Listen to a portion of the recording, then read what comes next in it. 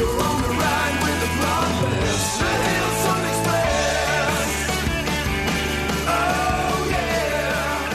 Hello and welcome to the Deep Sea Podcast, a punk take on a science podcast about everything deep sea. I'm Dr. Thomas Lindley, and with me is the Professor Alan Jameson, currently Oz?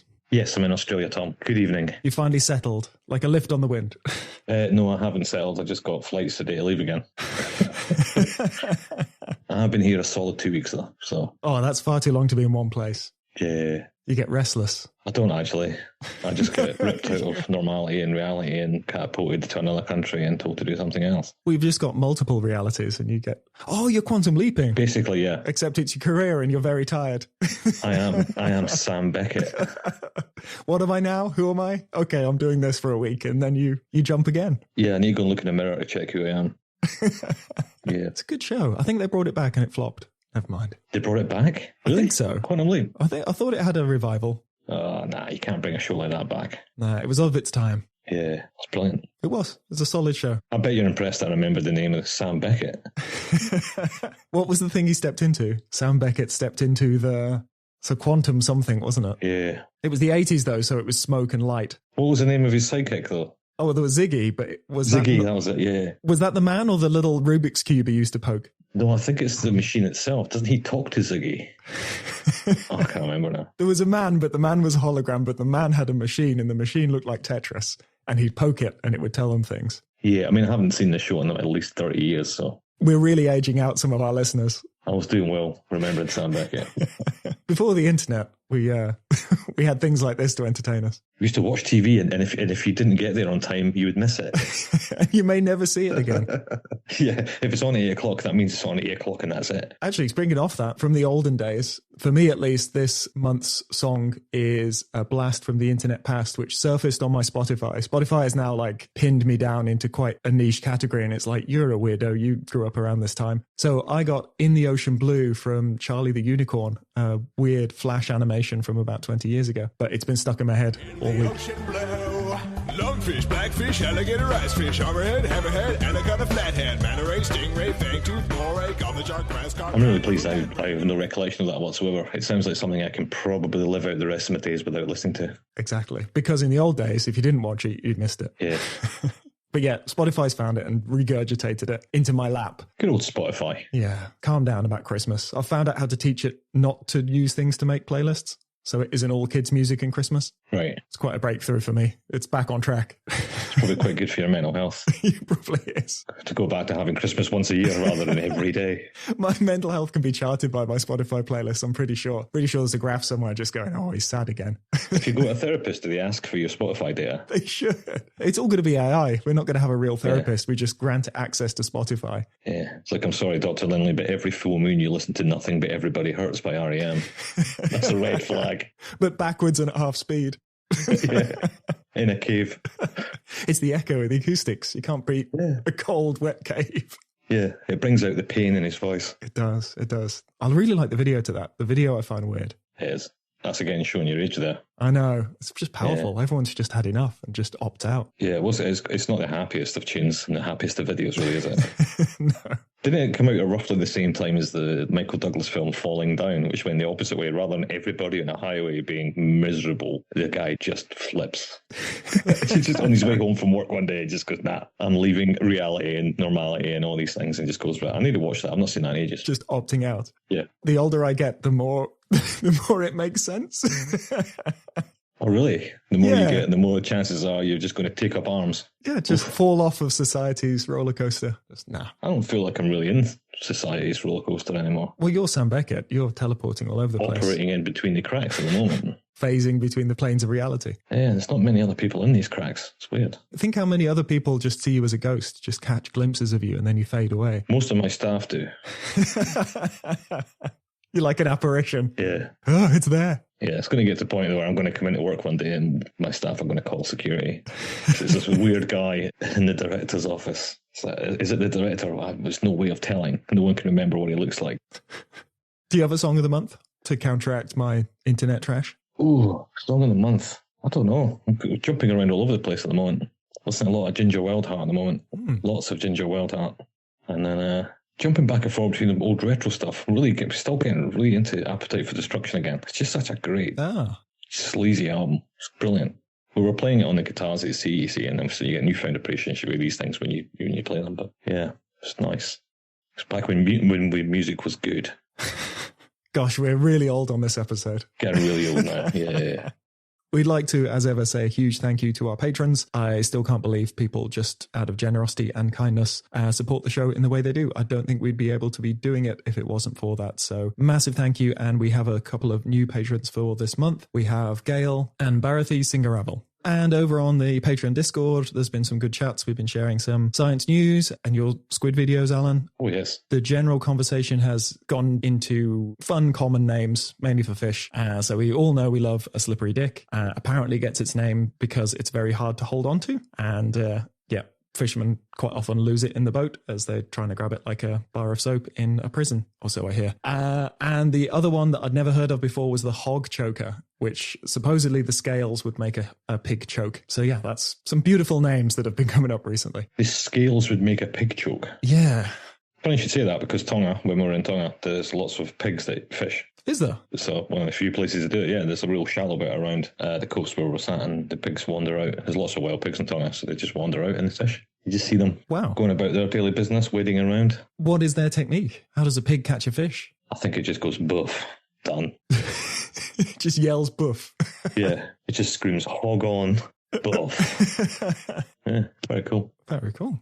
Right, to dive into some news, because we missed news on the last one, actually, so we've got a little bit of backlog and cool stuff. Is that because we missed everything on the last one, including guests? Well, it was its own thing. Right, what news have you got, Tom? So, yet more deep-sea microbes isolated from Arctic sponges and bryozoans may provide future antibiotics. So we're all getting a bit worried that our antibiotics have stopped working, and we're getting more superbugs, so we need new and novel compounds, and the deep sea is a great place to get it. So a type of deep sea actinobacteria, a type of bacteria which is commonly found in soil on land, but actually from Antarctic glass sponges and bryozoans, shows promising antibacterial effects against harmful bacteria such as E. coli, which when it was presented with it, it reduced the growth of E. coli, but also inhibited its virulence, its ability to cause harm. So this study has just been published, and scientists from the University of Helsinki concluded that the study in vitro, so inside the lab, but they're hopeful that it could go on to have clinical applications, which, as we know, takes a long time, so maybe a decade before this is ready for human consumption. But yeah, really promising. So the amazing sponges continue to deliver, and it sounds like this isn't the sponge itself, but actually bacteria associated with the sponge. So cool symbiosis going on there as well. The next thing in the news I was going to read,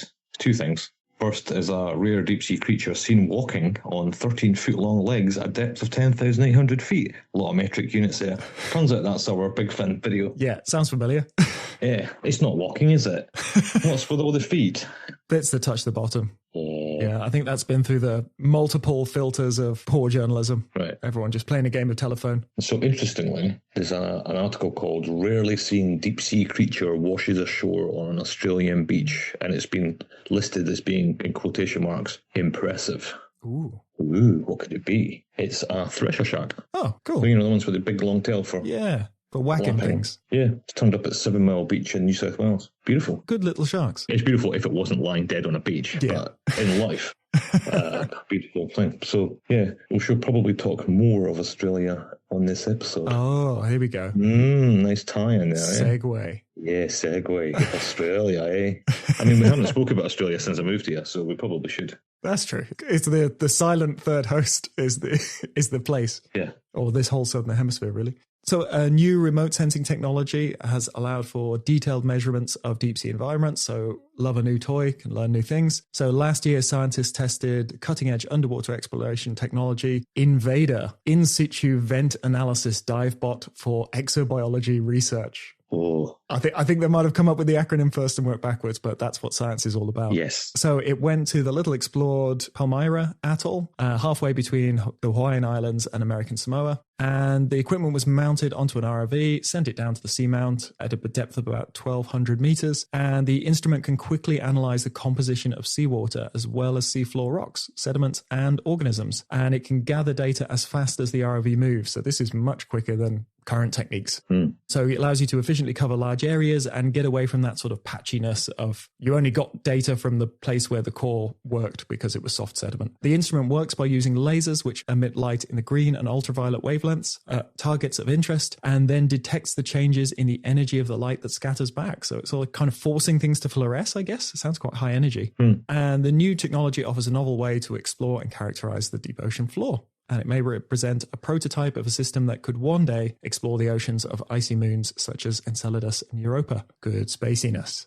And a new Chimera just dropped. Actually, friend of the show, Britt Vanucci from the Chimera episode. We were really hoping that this paper would have been released so she could talk about it on the show, but great work from her. And we have a new Chimera. It's a Harriota, so part of the rhino chimera, the ones with the big pointed snouts. It's got an excellent snooter on this one. And the name she gave it is Harriota avaya, and it's named grandmother, basically, in honor of her grandmother, who was really supportive of her marine science career. And the suggested common name is the Australian narrow-nosed spookfish. And they've been sitting in some of our tanks here, ready to go. It's a weird situation, actually. We had them sitting in one of the fixing tanks, and we know it's a new species, but we can't put it away until it's got a name because we don't know where to put it. And the holotypes had to go to Australia because it was caught in Australian waters. So yeah, they were poised.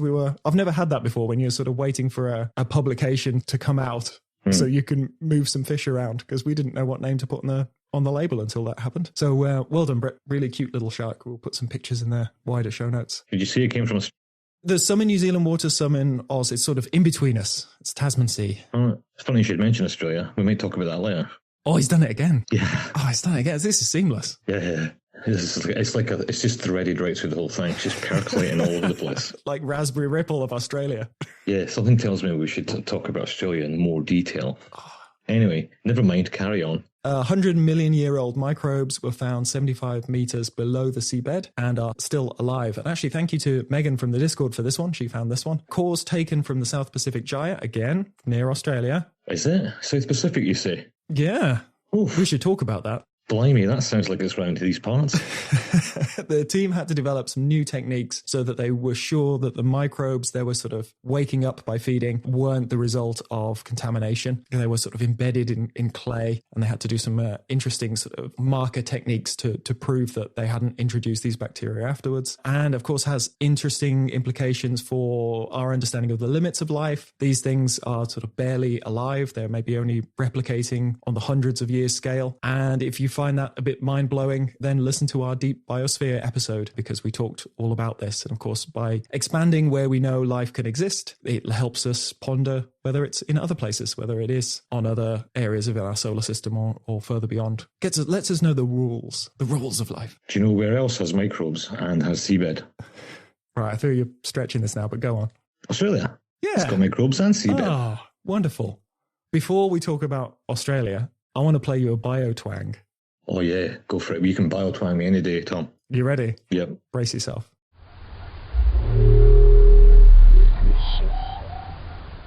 How cool is that? It's good spooky sci-fi noise. So 10 years ago, that was recorded from the Mariana Trench. Right. And no one was quite sure what on earth that was. And it's finally been revealed to be a rather elusive whale called Bride's whale. And actually, to process all of that audio data and audio data from other locations, the team actually teamed up with Google to help process that. And yeah, now it's been tied to this rather elusive whale, which makes a really sci-fi noise. Who was it that did that? Was that our mate Dave? It wasn't our mate Dave. I was looking for Dave's name. He might have been the one that recorded it. This was in Scientific American that I found the article. But that's got to be Dave. Dave's the only one who listens to the Mariana Trench, right? It listens to the raindrops from the bottom. Yeah. That's another great callback to an episode. Go listen to our Deep Sea Sounds one. That was a good episode. Yeah, Dave Barclay, his name was. I mean, you can always go back and listen to it anytime, Tom. I can. It's not like watching Quantum Leap. Once you've listened to it once, you'll never see it again. And then you see it the next week and you don't know what's happened. Everything's changed. Yeah. But this is an amazing thing about modern digital media. So you could just like right now, just hang up on me and just go and listen to that again if you want to. Listen to all the stupid things we've said. Yeah. It never goes away. Yeah. So you've been beautifully leading into this interview because, of course, we're highly professional. And I just wanted to give listeners a little glimpse into the level of professionalism. So we did this interview today. Mm-hmm. I had to start the recording and start the interviewee thing, but I was in a meeting, and I wasn't just in a meeting, I was presenting. So while I was presenting in a meeting to multiple people around the country, I had you minimize. Really? Yeah. I could just see the sound going, because I piped you through the podcasty stuff, but I could see the sound going, so I knew something was happening. So like, yeah, I sort of had you there on the desk. Oh, I didn't know that. Bouncing away as a little sonograph. So either way, yesterday afternoon, I was sat in my office, just lounging at my office as a director does on a Tuesday afternoon. And I was just looking across the room, and Dr. Todd Bond was sat there telling me his woes, just chatting away. Big fella, big beard. And I thought, you know what, you'll do. You really know how to make it feel special. No, that's not true.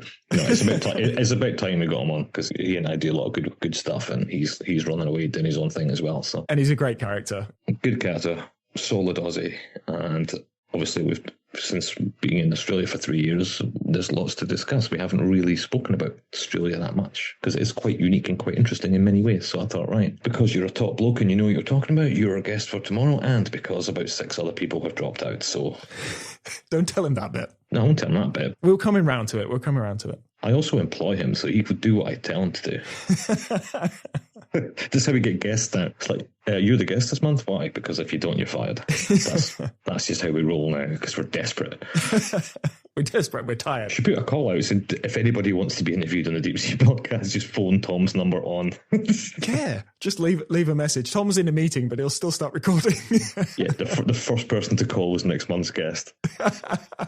Don't cancel the last minute. That's really annoying and defeats the purpose. Oh. Yeah. Anyway, so, yeah, Australia, eh? So, I can see Australia right now. It's just outside the window there. And it's a miserable day. It's raining and windy and awful. Yeah. Didn't know it did that. Not what you see on Neighbours. It's not like Neighbours, mate. I hear it's all on a soundstage. But it is, yeah. It's not. It can be quite windy sometimes. But yeah, it's a cool place. So anyway, let's go see what Todd has to say.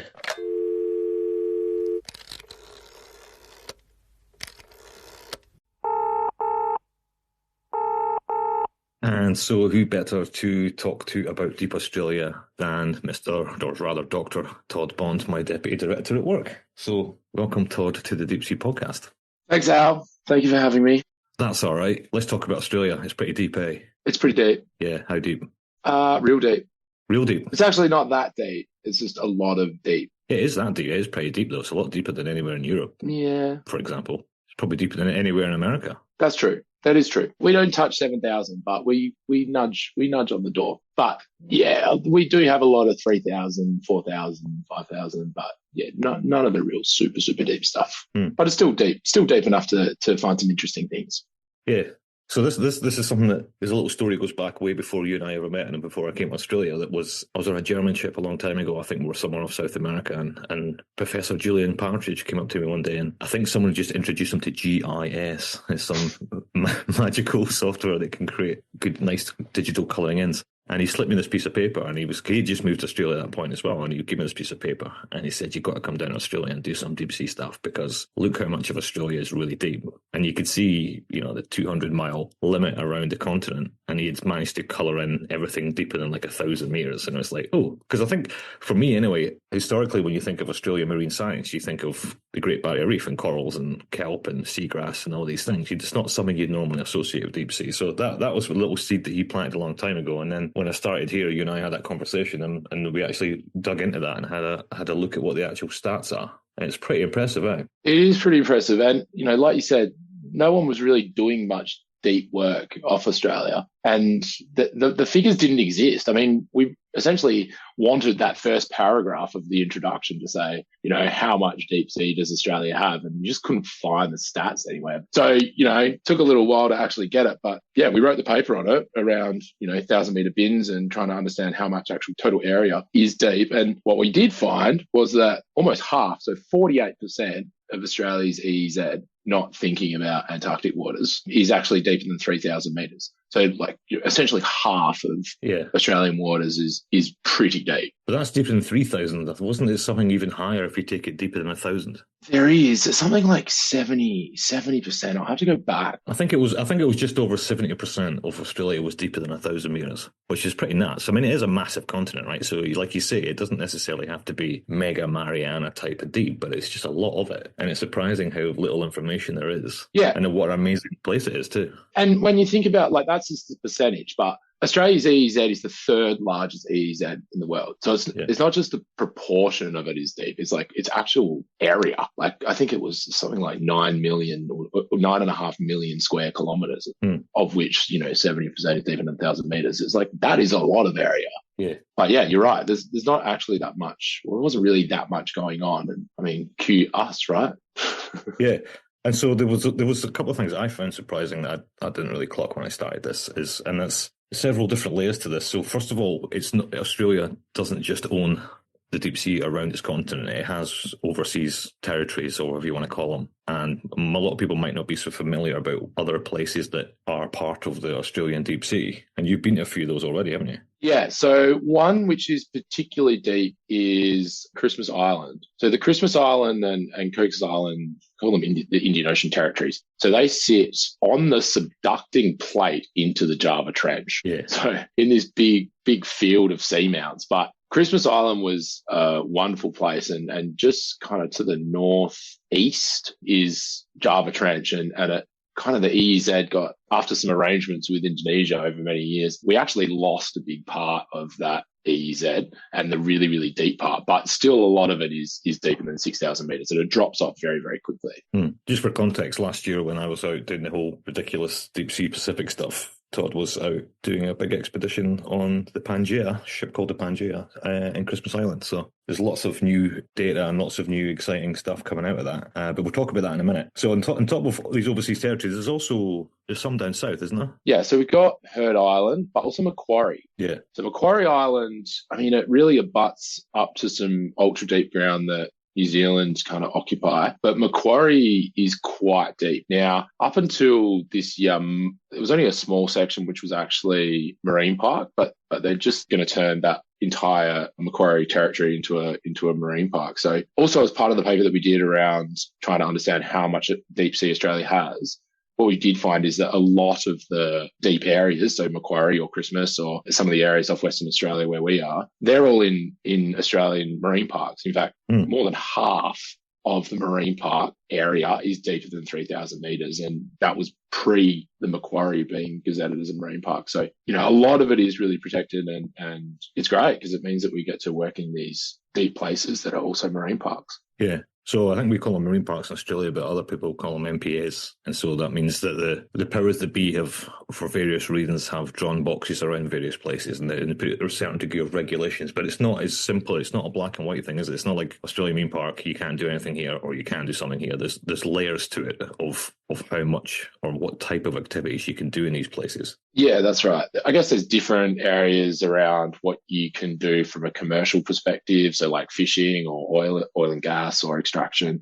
There's also like habitat protection areas. So yeah, and really thinking around protecting deep sea. This is kind of what I do a fair bit now is trying to understand the pressures and the threats to these type of areas, and what are some of the things that we can do to mitigate those pressures and those threats, but also from a baseline perspective of trying to understand the biodiversity and trying to understand what's actually in the parks, so that we know what to protect. Because a lot of these places, like we'll say, millions of square kilometers, we just don't really know what's in them. So yeah, a big part of the work that we do in the centre and off Western Australia is really just trying to understand what's in the parks, in these ultra deep parks. So that's what I always struggled with, not even just in Australia, just in other places that I've been, is there are places which are, legally protected, and you look at them, you look how deep they are, and you're like, from what? And so I think there's a sort of tendency to, even if it's something happening in the surface, a box is drawn and documents are written up and says this is now a protected area. But you got to question, what is it actually doing? Yeah, 100%. What are you protecting it from, and so on. So it's a little bit misleading sometimes, these big numbers about how many square kilometres of seafloor are being protected, because a lot of them are unknown. And a good example of that is, remember the first thing you and I ever did in the field when I came down here was to get on Pangaea, and we went down to Diamantina fracture zone down on the southwest, and there was a big MPA down there. And the first thing we did was we threw a lander down to the deepest point, which was great, and found the whole thing was a manganese nodule field. Yeah. And then you're like, well, maybe there is a reason for this to be protected, but it wasn't known, or at least it was, but the presence of the manganese nodule field, I think it's called the Llewellyn field or something, that has been lost, like been forgotten about, and it doesn't turn up in many, many manganese nodule studies. Yeah, it kind of just got forgotten about, and it also got forgotten about from a parks perspective as well. Like, you know, we as in Australia did an economic assessment for it back many, like in the 80s or 70s or 80s and stuff, and then it was like, that was it. It's like, okay, we can forget about this now. And I think it demonstrates that the work that Australia is doing around its deep sea is not continuous. In fact, it's kind of hit and miss. And so it just gets forgotten about. Yeah, because I think that study we found was like 1982, and it said there's a great big huge manganese nodule field down here. And then we couldn't find any other record of it after 1982. Yeah, that's it. But I mean, there's a certain degree of, someone referred to the Indian Ocean recently as the forgotten ocean. And there is, I think, a little element of that in that the Pacific and then certainly the North Atlantic get a lot of attention just because of the number of players and the number of institutes and actors in those regions, that there tends to be more information coming out of certain regions, not because it's more interesting or whatever. I think just geopolitically, the Indian Ocean doesn't have a lot of big major deep sea exploration infrastructure around it. And so things like that do pop up, but then unfortunately just don't really stick. Yeah, just get forgotten. One of the things that I've definitely found kind of moving into deep sea and particularly in Western Australia is that a lot of it is kind of tucked into Australian EZ on this like eastern portion where we are. You know, so we got some pretty deep basins, but then even outside the EZ, Wallabies Outer Fracture Zone, the Cuvier Escarpment, like there's some really nice little fracture zones, and I don't know, they're just kind of, like you said, they're just forgotten about. And I don't know whether that is from the surrounding countries, as a result of the surrounding countries, or whether it's not that much interest in it. It's funny because, you know, the sort of geomorphology East Indian Ocean is really cool, I think. So is the West, but we don't go over there very often. But certainly from sitting here at the edge of the continent, I mean, there are these beautiful fracture zones and ridges, escarpments. There's like the 90 East Ridge. And I remember when I wrote that book 10 years ago, I put a figure in there showing exactly that. The East Indian Ocean, I said, there's not many places where you have a fracture zone, an abyssal plain, and a trench, and, you know, like almost like one of everything in a very localized place. And the East Indian Ocean has that. And then there's the 90 East Ridge, which basically kind of bounds it off. And I think I wrote something in there saying this would actually be a really cool place to test a lot of ecological theory, because you're taking out a lot of variables in terms of studying a fracture zone in one place and a trench which is 15,000 kilometres away. It's all tucked in this nice place. But now we've got a greater appreciation of like the shelf area. You've got these canyons as well, right? And Australia's got quite a disproportionately large number of canyons. Particularly the ones off Perth. Like Perth Canyon is one of the largest in size canyons, you know, in Australia. And it's literally sitting, 40 mile off Perth or 40 mile off Fremantle where we are. So it's, I mean, it's right on your doorstep. And the beautiful thing that I think we're kind of touching on, not only just the features, whether it's a fracture zone or a trench, but the degrees of latitude that we're able to operate in. So, you know, we're working down to, I think it was like 34 degrees south. And then Christmas is sitting at, I don't know, just under the equator. And so you got these amazing places, these abyssal plains or these basins, but with, 10, 20, 30 degrees of latitude between them. And all of a sudden, and we're sampling all across them. So you can get these really beautiful kind of trends and try to understand how latitude or productivity or all those things together are contributing to the organisms that we're seeing at 6,000 meters or 5,000 meters. It's really cool place to work. But then you've got the opposite problem, because I remember when I was putting together a proposal when we were selling the ship, and I was asked to produce a document that says, where are the 10 places in the world you'd want to go? If money is no option, list all the cool places. And we put them all together, and one of them was Macquarie, because there's a couple of nice trenches off there, which are right down, south of New Zealand. Yeah. I thought, down there, that's going to be awesome. And we would put it back to the expedition team and, and so on and so on. And they came back and they went, yeah, there's a pretty tight weather window for working south of Macquarie. I'm like, how tight? He goes, there isn't one.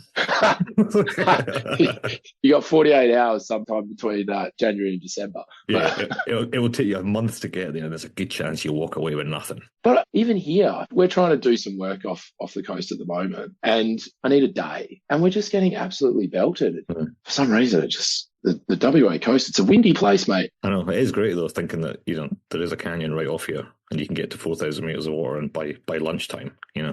But I think you're right, it is really funny, because remember last year, because for those who don't know this, our lab's kind of split in two major projects. So at the moment, loosely speaking, I run off on the ship with the sub, and Todd does all this East Indian Ocean stuff, but there's a lot of overlap, so we don't actually see each other very often face to face. And there was one occasion last year where you're texting me going, the weather's a glass off, this is like the coolest thing in Christmas Island, and we're getting smashed to bits somewhere between Mexico and Hawaii in the middle of the Pacific. I'm like, yeah.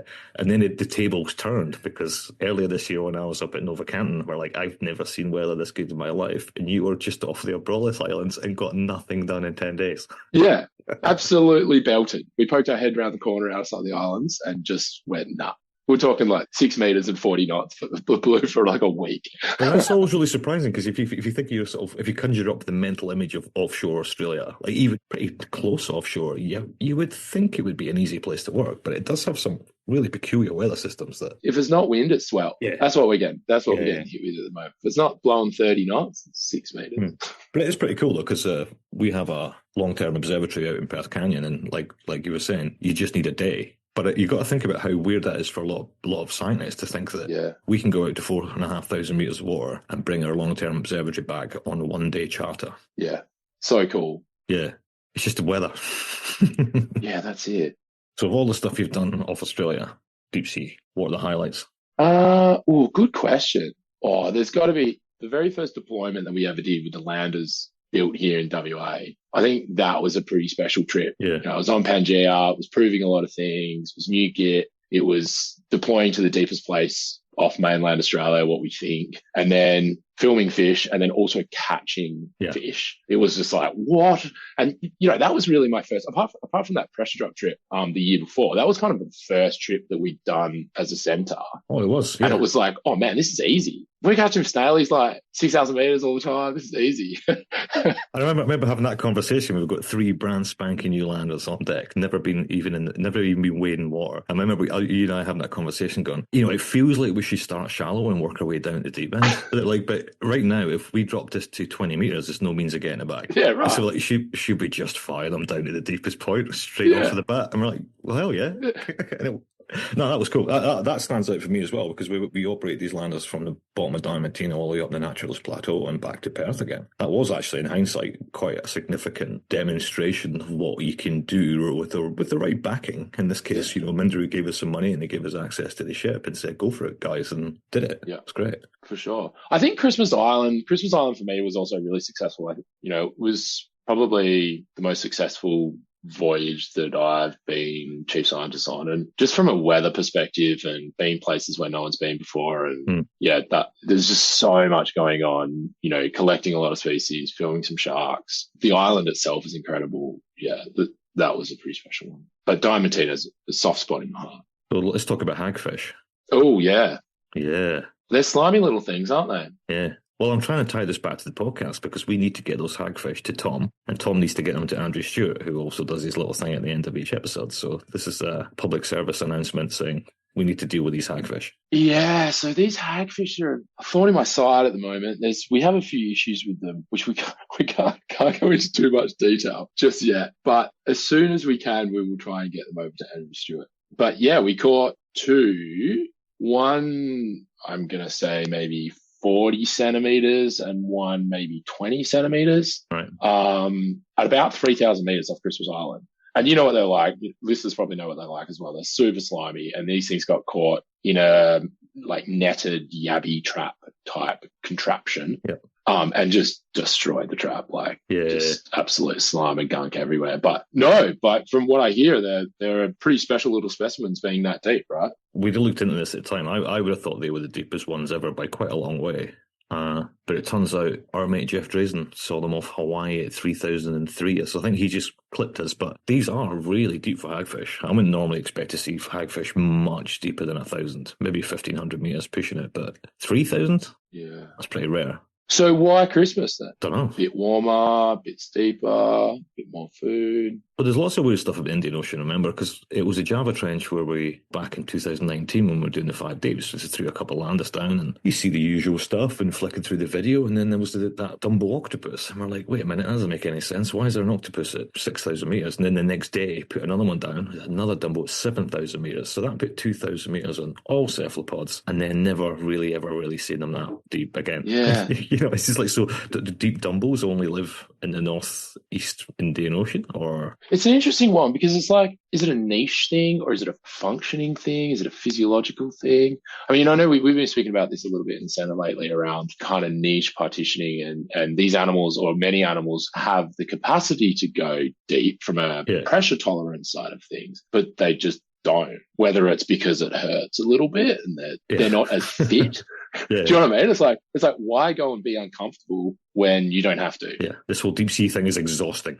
Yeah, right. Like why go to 5,000 meters when I can just sit at 4,000 meters and function perfectly well and have a very successful life amongst no competitors? Do you know, I feel exactly the same most days. Why do we put ourselves through this? Why do we keep trying to push it deeper and bigger and longer and more? And why can't we just work on like salmon or something, or mackerel, and then go and do bucket and spade size? I thought you were going to say coral reefs then for a sec.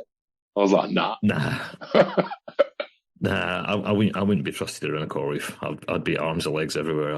I wouldn't ever get that past any health and safety or ethics permitting. So no, I've got to go deep to stay clean. But yeah, it's exhausting. I completely sympathise with these animals. It's ridiculous what we do, but very funny. For me, anyway, going back, I thought the wallaby Zenith Fracture Zone thing was really exemplary in terms of big, beautiful, big feature. I mean, technically it's not an Australian waters, but it's probably Australia's by far the closest place to it. But that's where we found these really big, dense manganese nodules, and we're driving the sub up on top of seamounts, and we came up to it like a lizardfish, and it was just a really great trip. That the weather got a bit bad towards the end, but it was just a really... I think that for me was a significant trip in the last 5 years, because it was the first time we were let loose scientifically without any other agenda for the trip. And we really proved what the sub could do in terms of number of dives, number of landers, mapping something really big and significant, and coming back with some, the images that we never thought we'd get. So that was a real turn. I think Diamantina was special for the centre. I think the wallaby was real special for just the last 5 years, and basically a big uptick in what we can do. You're 100% right. So that was my first trip, like first deep sea trip. And I will never forget the images, the video of that manganese nodule field. It was like a ball pit. Tell me about it, yeah. And I was like, oh my God, this thing, like from an ecological perspective, there's animals living in that, living on them and amongst them. And it's like, how does this thing function? How do these animals function literally living in a ball pit? Yeah. Like there's no space anywhere. Yeah, it's brutal, but things do, right? There were 100%. many, I think, living on it, but those are really tough dives. I think we spoke about this on the podcast at the time, but they were tough dives because you're coming down and you've got nice white, clean, light browny seafloor against a dark horizon. But when you're staring out to like a billion cannonballs all beautifully lined up and they're all black against a black background, it's really exhausting doing that, because your eyes are constantly making shapes and making patterns in these balls that aren't there, it was pretty intense. Yeah. But amazing, absolutely stunning. Yeah. I think. I've never seen anything quite like it since. Yeah, I'll never forget that. I think most people really think of those manganese nodule fields as like those knobbly little kind of gravelly bits, but yeah, just that. These were the size of baseballs. Yeah, and smooth, like really nice and smooth and all perfect size and same size and stuff. That was really cool. That was actually a fantastic trip. That was one of those ones as well where, like you said, we got hammered by weather, and once again we got hammered by weather off Perth Canyon. Yeah, we continue to go to this. It's like we're cursed for Perth Canyon. We continue to go there, and we only ever get 1 day of work. It's like, well, this thing is so close, but it's so inaccessible. Yeah, it's funny because that was a trip that the total trip for me was like something like 90 days on a ship, because it was during the pandemic and so on, and we'd already done like 2 months, and it was the first time I ever met you face to face. We pulled into Dampier, which is right up in the north, and it's the first time I'd ever really properly been in Australia. To be fair, I've been up and down a few times to Perth, whatever, but in terms of outside of a city, and we pulled into Dampier, and it's like, oh my lord, all it was just iron ore everywhere, big heavy machinery, just absolutely industrial, like big ships turning up, getting pulled, filled full of iron ore, and then off they go. And then we sort of turn up, and there were some of the roughest dudes you've ever seen handling the ropes. And then you look over the side of the ship, and it's just a lone shark circling. You're like, it's like Mad Max. Dampier is a wild place for me, and I grew up in Australia. Like, it is the center of iron ore in Australia. It is deep red rocks. It is hot. There's flies. There's no trees. The environment around it, like the marine environment, is stunning. I spent a lot of time up there diving and doing shallow water fish stuff up there. Absolute stunning marine environment. But yeah, it's rough. It's a pretty rough place. It's a combination of what a mining infrastructure on Mars would look like if it was crossed with Mad Max. Yeah. It was really it was beautiful to see. But what struck me is when the sun goes down and the colour of the whole landscape turns to that purple colour. That was really, really cool. Yeah. I really like that. But no desire to go back up there.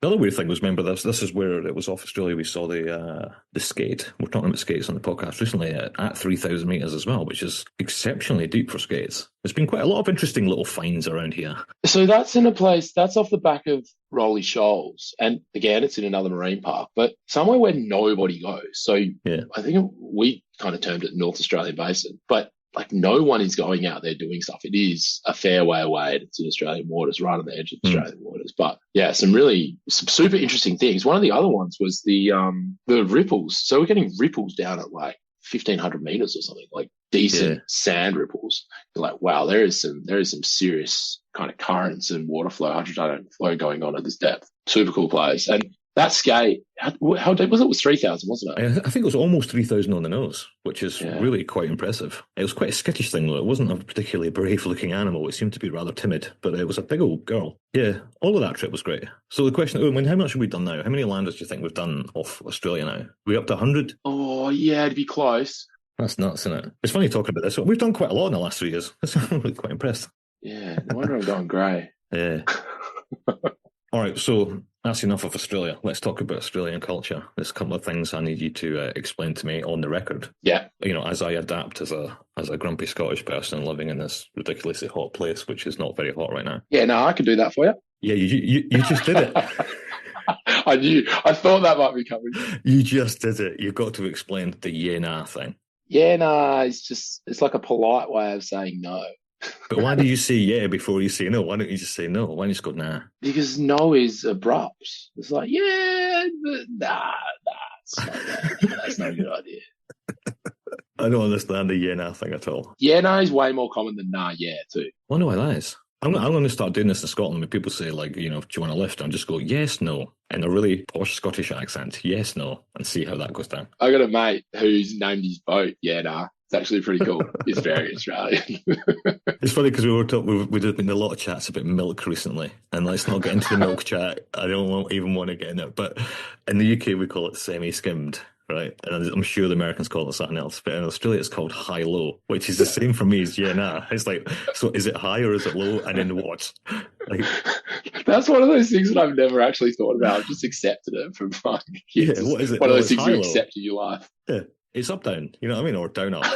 It's so there's one more Australian thing I'm going to have to clarify because I was talking on the ship to various people about this over the last couple of months. Is there anyone of any gender, of any age, from anywhere in the world that cannot be referred to by an Australian as old mate? Yeah. So old mate. Is that a yeah or a yeah nah? No, there's definitely people that you can't refer to as old mate. So actually, this is really funny. Both of these things are related to boats. So I own a boat, and my boat's called Old Mate. Oh God, is it? Yeah. That's amazing. Did you not know that? No, I did not know that. Oh. That's amazing. Yeah. So my boat's called Old Mate, but Old Mate is like your friend. So Old Mate is someone that you want to hang out with. But then if you don't like someone, then you call them your mate. Oh, what? Really? Yeah, your mate. Oh, so your mate, not my mate type of thing. Yeah. Your mate. It's not my mate, it's your mate. Because I remember we've had some conversations where you said, oh, yeah, go and see old mate. I'm like, who's old mate? And then your response is, old mate. And it's like you can keep saying this over and over again, but I don't know who you're referring to as old mate. Love it. It's great. Your boat's called Old Mate. Yeah, boat's called Old Mate. Oh. And it's got a picture of this guy on the side smoking a pipe. He's got a big beard. Kind of looks like me at the moment, actually. Yeah, you do have an impressive beard right now. Yeah. It'd be weird to have you and Tom Lilly in the same space right now, because what you guys are doing with your hair is going in all sorts of different directions. My head hair is okay. My face hair is a bit, I wouldn't say it's out of control, but it's dense. We could get AI to combine the two of you and come up with something pretty wild. Oof. Yeah.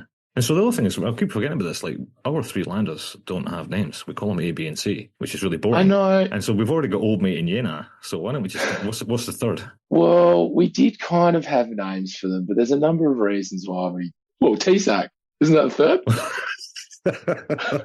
third? Yes, the T-Sack. Yena, Old Mate, and T-Sack. You need to explain what T-Sack is, because otherwise listeners are just they're gonna think we're all weird here. T-Sack's something we were thinking of pretty early on when I moved here, and it's a different way of trying to catch deep sea fish, because the problem with a lot of deep sea fish, for example the cusk-eels, is you can bait a trap but they don't eat the bait. They will just hang around and pick off amphipods in the vicinity, so you can't rely on them having the initiative to actually go inside a trap. They don't have any hiding instinct. They live in the dark. They don't crawl into things. Some things do, like grenadiers, rat tails, whatever. They're quite curious animals and they'll find their way into a trap and you can bring them out. So we're looking at different ways of how do we get these fish up without them having to explore something. So we came up with this idea. It was like a 3 or 5 meter net, a big sack, and we tie it all up with a dissolvable link into a big ring. And so it's basically, look, when it unfurls at the end of the dive, when the lander comes off the bottom, it unfurls and it looks like a massive basketball net. But anything that's on hanging around above it at the point when the lander comes off the bottom should theoretically fall into the trap. And it was known for a long time as Todd Sack, which has now been abbreviated as T-Sack. And it works rather well, doesn't it? We've got quite a few cool things recently. Yeah, it does work well. It can be hit and miss, but we had great success. We just switched a few things up and presented the bait a little differently. And yeah, we've had some nice success. And the beautiful thing about it is the material that we get in it, because it's such a soft woven net, the material that comes up is just in amazing condition. So trick is to have a really soft sack. That's it. Yeah. Although we have another staff member in our centre, Dylan, Dylan is a tech, and he got another one made, and he's trying to get it to be D-Sack. So I don't know how I feel about that. The T-Sack has been retired. It's hanging up on the wall in the shed, but there's a new square-shaped sack sitting on the lander. So we got D-Sack, and Old Mate. I'm not sure about D-Sack. I think you and him need to really resolve that. Yeah. I think he's trying to steal your thunder here. I think he might be too. I might have a quiet word with him. Mate. Would you want me to fire him? I can do that. I mean, probably not worth firing, but yeah. All right. He's done some great stuff this week, so maybe we'll just keep him around and see what he does next week. He has. To be fair, we love Dylan. We love Dylan so much. He does a lot of stuff, amazing things for us, and fixes lots of stuff for us. Yeah. It's great. All right, I'll have him fired. All right, this is one of the weirdest interviews I've done because I know you're in the office next door. So for the benefit of the podcast, I have to thank you very much for your time. And I'll see you in about 2 minutes for a coffee. Cool, let's go get lunch. All right, cheers, mate. Thanks, Al. All right, bye. We've forgotten to talk about Squidtember. Exactly. We need an update. This was the Battle of the Titans. This was the closest I get to sport.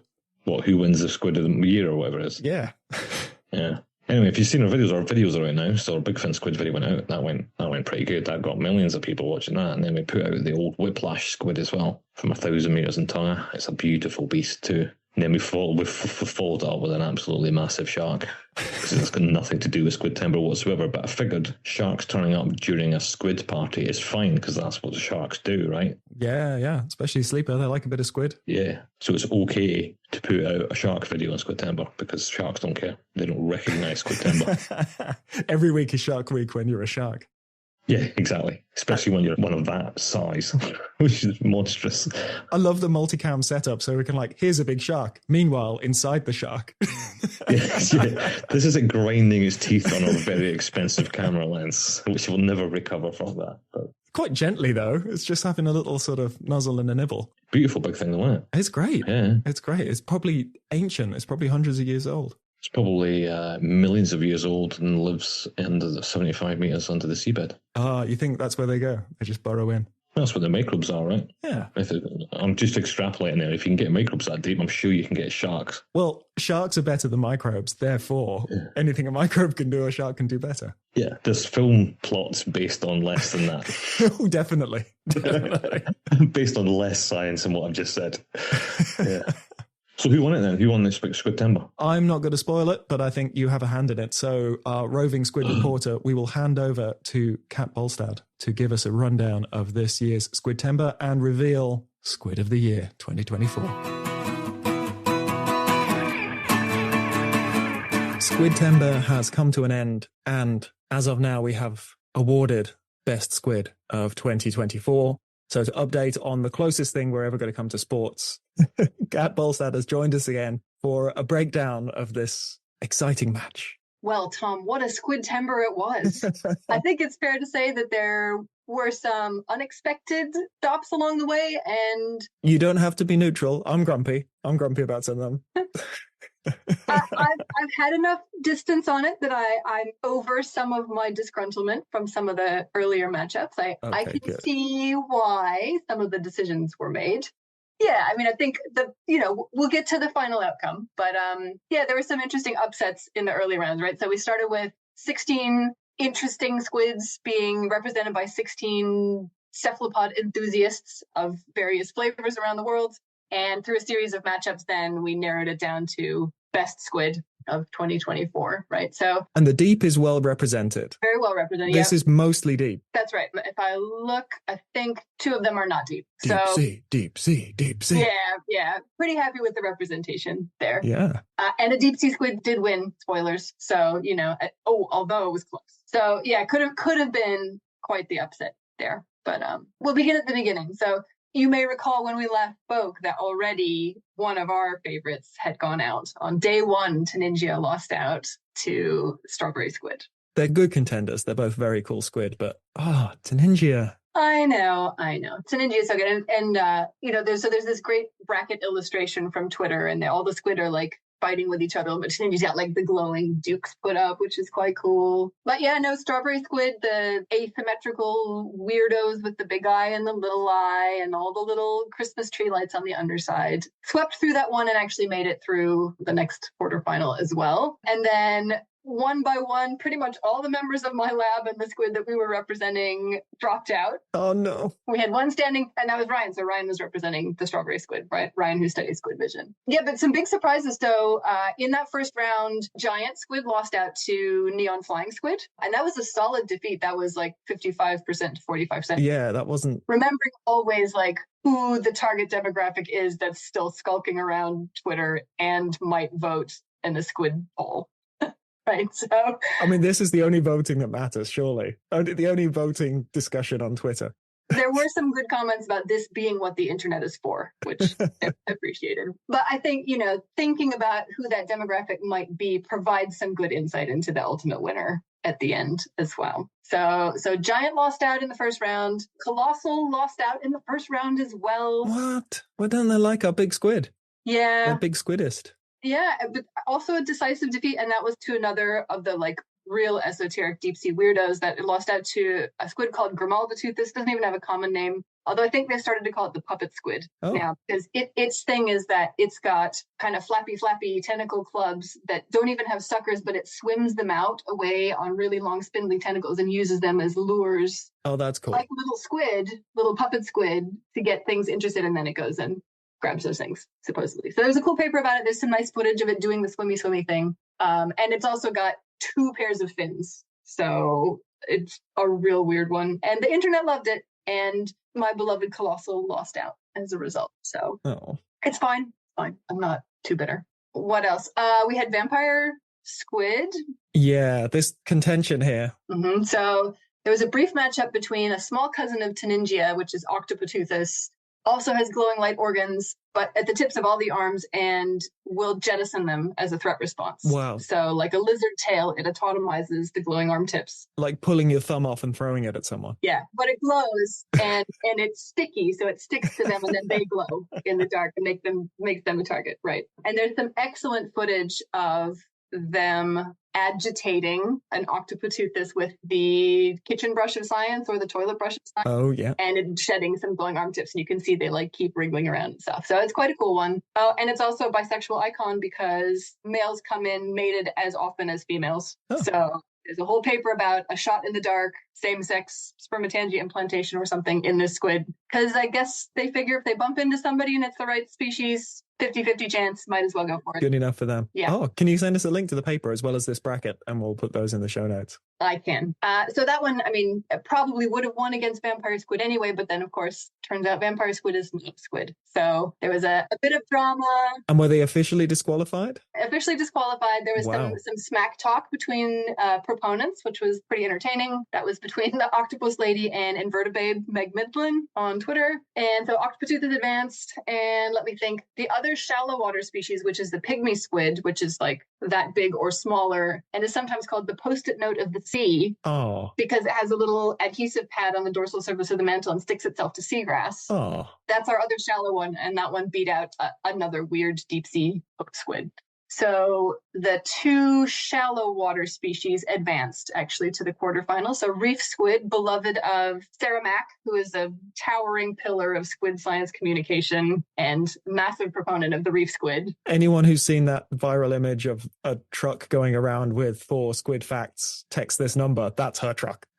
Do you want to have a guess how many squid facts a day get texted out to her hotline? Like how many texts that is every day? No. She posted this recently. 37,000 squid facts go out a day on her squid fact hotline. Yeah. Wow. Yeah. So when I say towering pillar of squid psychom, like that is not an understatement. That is good.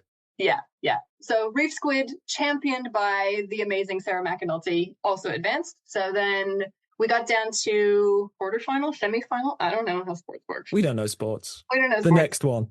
When there were only 4, there were strawberry squid made it till there against reef squid. And then we had Magnapinna, so the elbow squid, right, big fin, which, of course, there was really beautiful footage of recently from Alan. It got lots of well-deserved attention because it's just stunning footage. It got a boost at a crucial moment with that footage. It did. Good tactical release for Team Magnapinna.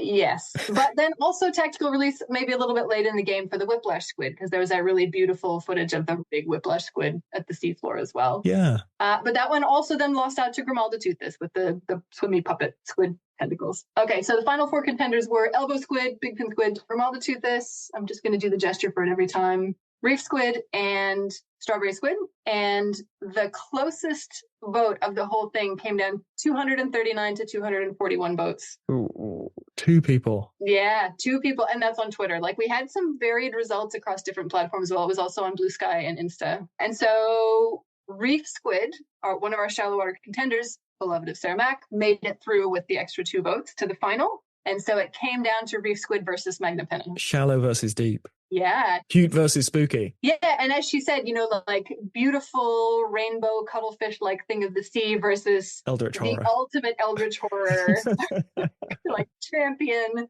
of the deep sea vibe. Down with cute. Down with cute. And of course, we know who won that. Like, there can be only one, and it was Magnapinna. So, one of the most decisive votes of the whole thing came down. It was 70-30 at the end. So, yes, reigning champion of Best Squid 2024. Crowned above all is Magnapinna, the big fin or elbow squid. And fair enough. It's a good one. Yeah. Hey, Squidtember. We've got a best squid. Squidtember. There you go. And now those of us who participated need to rest up for about 11 months until the next Squidtember. There is some talk about whether we should do it again next year, but not have any of the species that were in this time around. Yeah. So we'll do I don't want to say the B list, because there were some that almost were in this time, but we sort of ran out of room. So no one's got the energy left for October. No.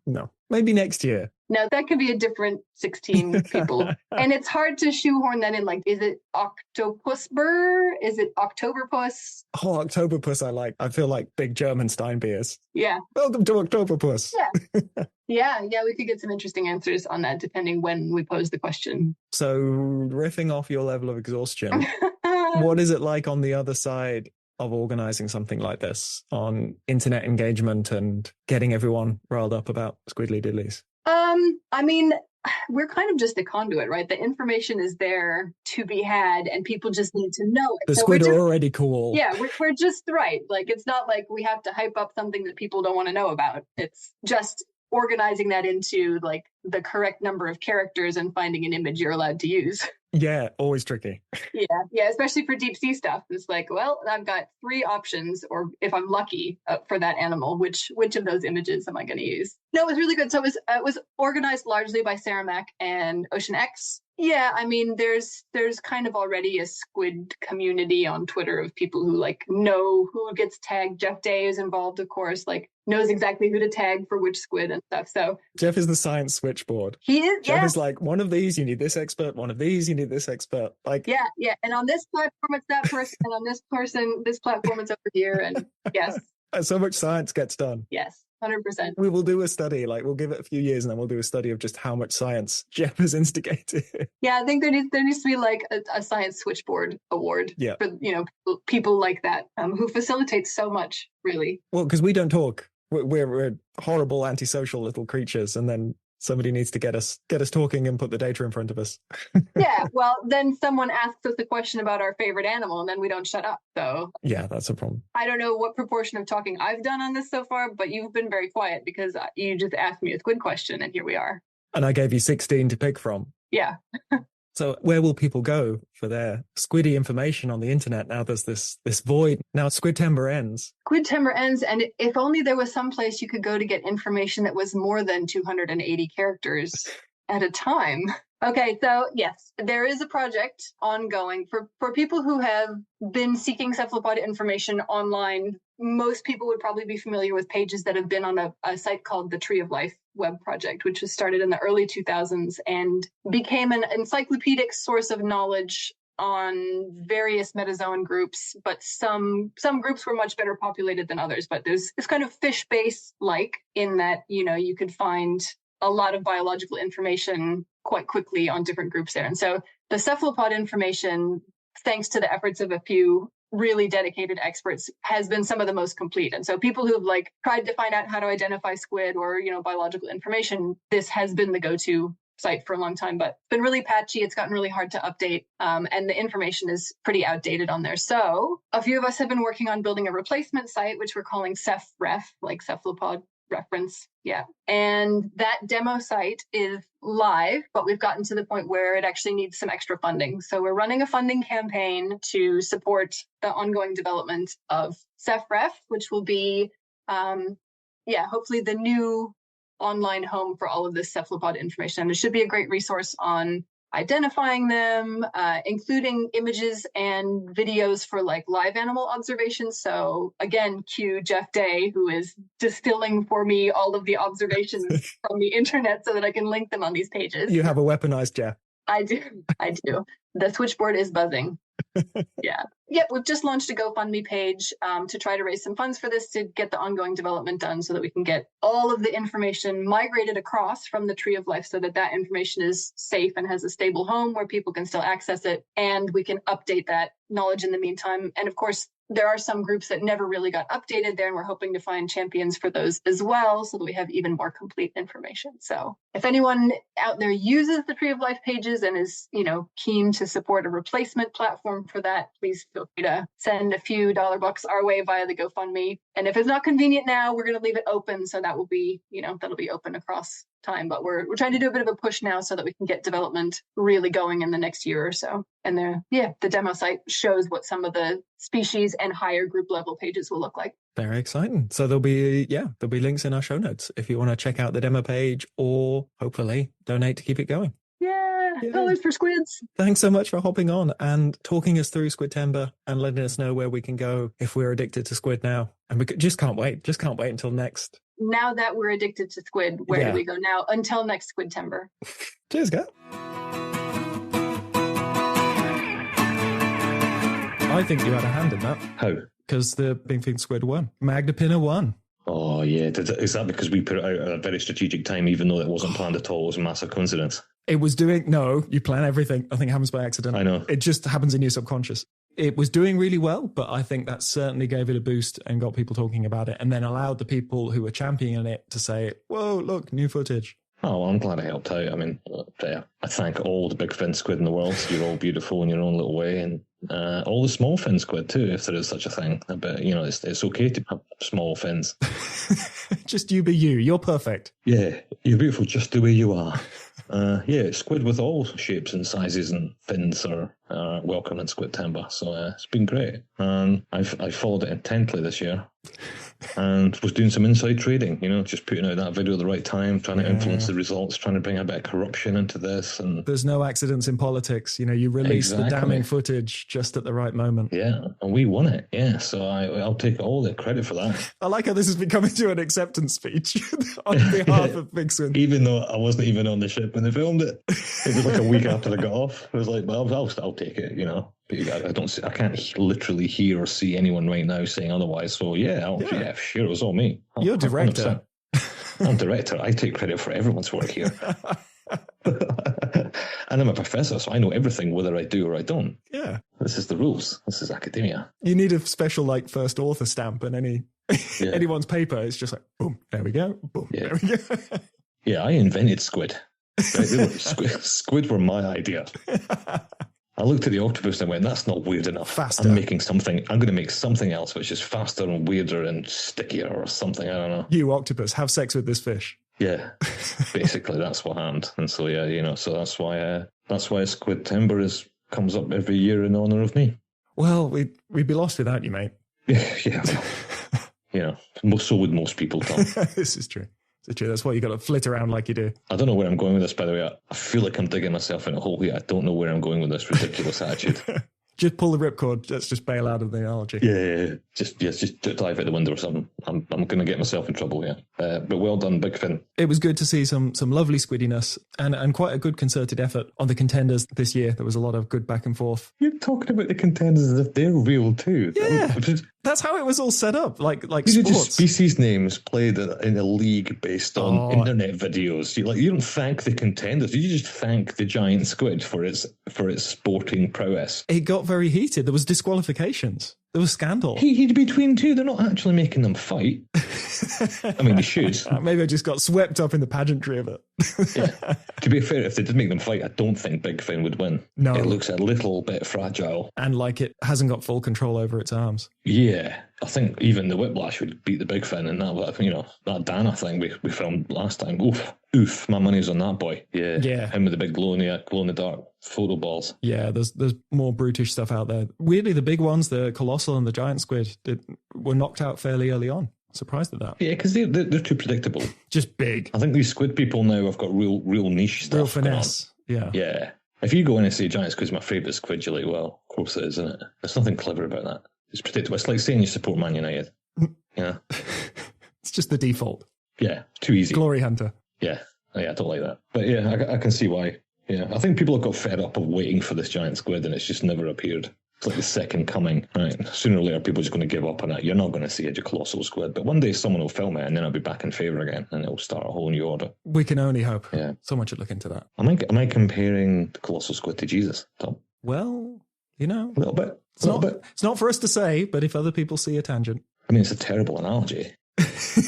But is it? Yes, it is. But is it? Yes, it is, and it's going to get you in trouble. There's nothing to connect the giant squid or the colossal squid with the second coming of Jesus Christ. So shut up, Alan. I don't know, maybe it's time to just shut the computer down and walk away, Tom. Just close that lid. Yeah. And it's like it never happened. Yeah. Squid, eh? Oof, complicated beasts. Well, if only people could go somewhere to learn more reliably about squids. And Kat, in her interview, also released that they're going to have a website dedicated to some good squiddy info for anyone who's interested. So the link to that is in the show notes. It's prototype page right now, and hopefully it's going to become a good informational resource. And in a few weeks, I'm probably going to go and visit Kat in Auckland. So, Yeah, come up, Tom. I am considering it. It'll be in a couple of weeks. So we should line up a podcast. That would be good fun. I can bring Steve the cameraman. You're going to track him down, aren't you? I tracked him down the other day. I had a conversation with someone about a bar called Steve's, and then was thinking, I wonder who Steve was. And then it was like, I know Steve. And so we call Steve. Oh, good. It's worth checking. Yeah. He was quite pleased to see us, I think. I mean, he's also very good at... This is the second episode in a row we're talking about Steve the cameraman. But we're going to get Steve on. I think he was pleased to see me. Or if not, he looked a little perplexed as to why on earth they were just randomly calling him out of the blue. He's obviously frightened. I was going to ask him something awkward, but it was nice to see his little face again. So we should get him on the podcast. Definitely. Even if it's just to work through his trauma. Yeah. And unfortunately, that concludes this episode. And no one has written in with a better terrible ending. So you're still getting a "we'll deep see you next time" and we miss you already. Until something worse is conjured up by the listening audience, then it stays with us. Bye. Bye.